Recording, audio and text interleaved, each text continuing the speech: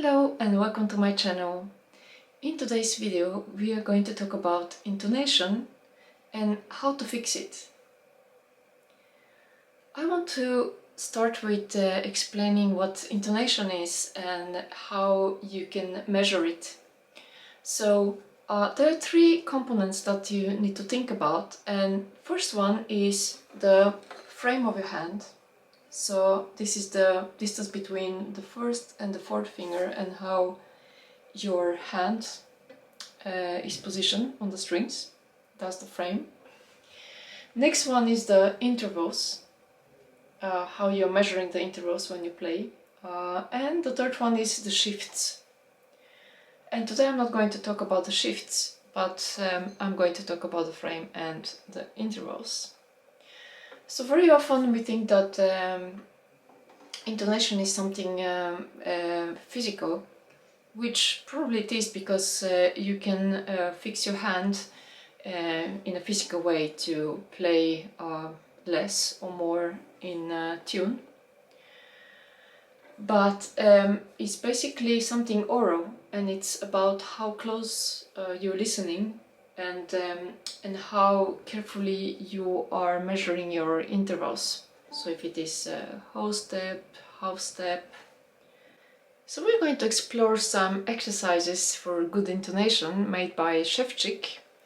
And this one specifically is from Opus 1, number 24. And all of this music I am putting on the link below, so you can see how the music looks like.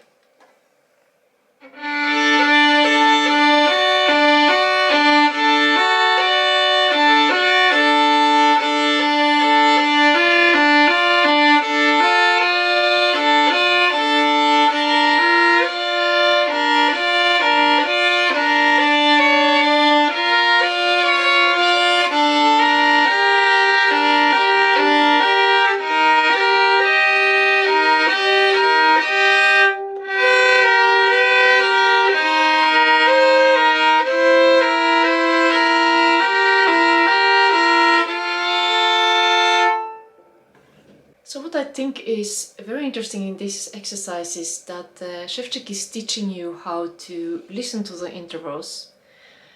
So I think what is very important here is to compare the intervals and to check with the open string. Also articulate with your fingers for more clarity of the tone.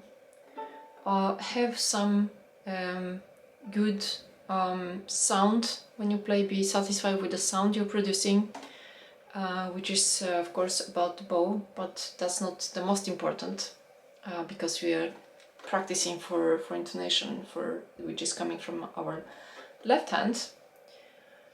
Also, what helps me is actually to visualize what I'm doing. So usually I have to stretch my fourth finger, which is very short, and I have to find a way to how to do it in the best way. So for me, this frame that I talked about in the beginning of the video, it's very important.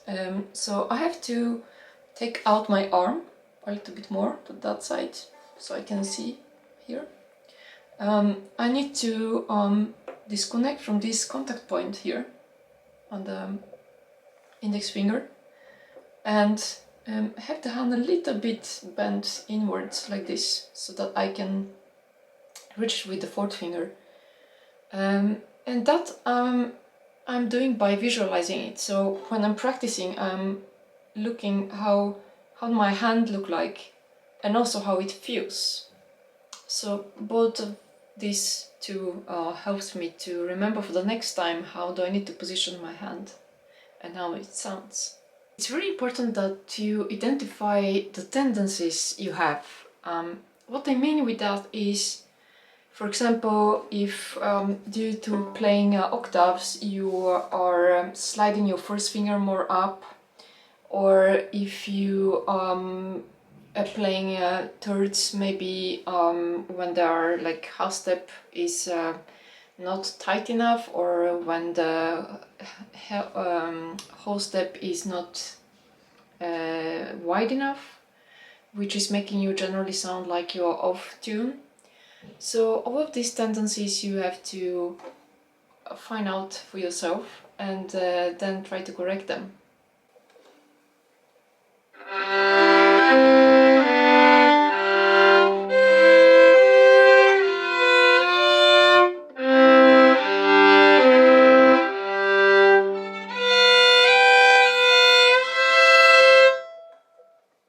So in this exercise, it's very important that you think vertically. So how are you placing your fingers on the different strings?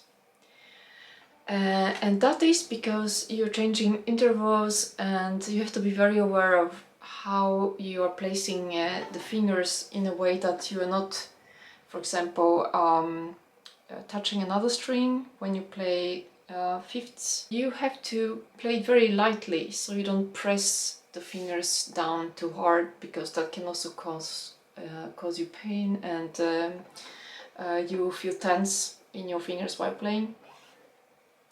So I would suggest that you practice this exercise with open strings first.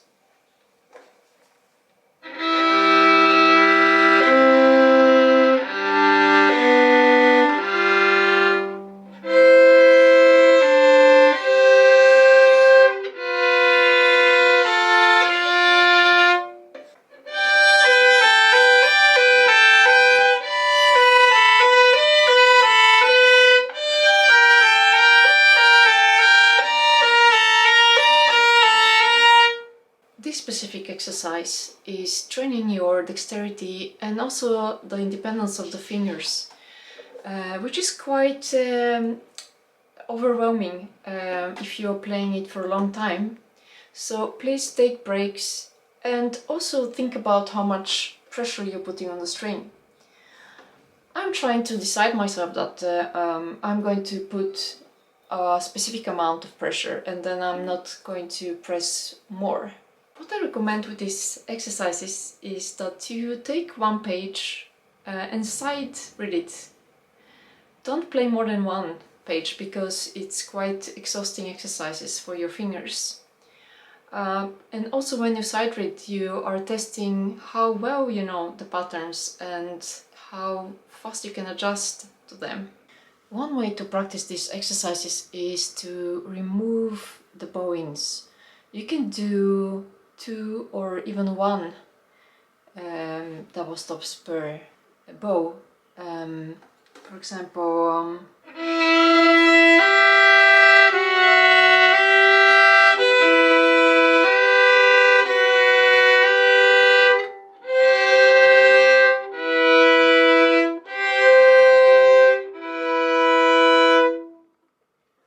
in that way you can concentrate on 1 double stop and correct it.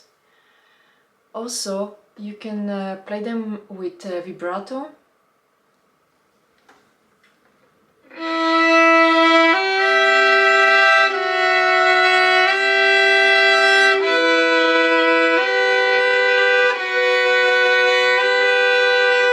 Another thing I want to recommend is to do the repetition of the exercises, because every time you repeat you will discover a new thing that you can do better, and that will also help you to listen more carefully next time and correct the intonation or the vibrato if you choose to do so. Of course, do the vibrato very modestly and don't tense your hand. You can use your Bach or concerto practicing to make exercise of it. Of course, it will take the joy of the music, probably, but you can make it musically after you practice your exercises. And in that way, you don't need to practice Sevcik. Listen closely, practice this for 1 or 2 weeks, and I promise you that you're going to be rewarded. Let me know in the comments below which was your favorite exercise, or if you could find another violin literature to practice these exercises on. and I will see you in my next video.